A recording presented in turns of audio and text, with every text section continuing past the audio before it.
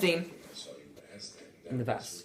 in its present, and you can see its past. Yes. Theoretically, You can see its past, but it's not its theoretically, past. it's already happened, but you could travel and see its future. Here's the thing. Watch. Because it's already Watch happened. this.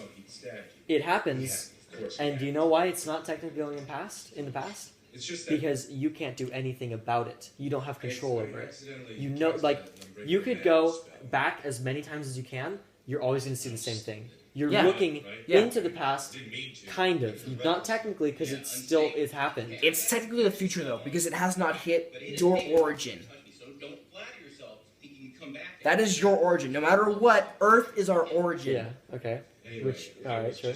So theoretically, if this was, say, let's just call it like Earth number 2. Okay, Earth 2. Earth 2 has seen it. This is the future? Okay, yeah, Earth 2. Earth 2 says the present.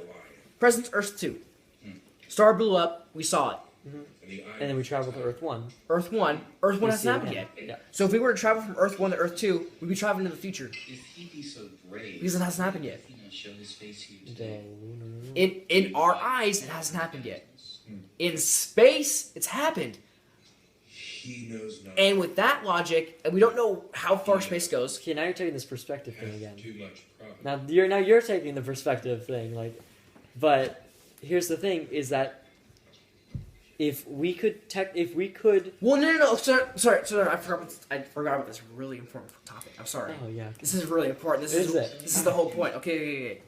Sorry, I don't know why I forgot about this. Okay. Sorry. Sorry. This is really important. Wow. This is my entire point. I just totally forgot about that. I was like, okay.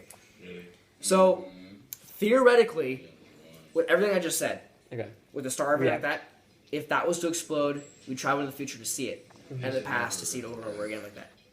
So, with that logic, we're not a star, but we're still the same thing. We still portray like a visual thing. You know what I'm saying?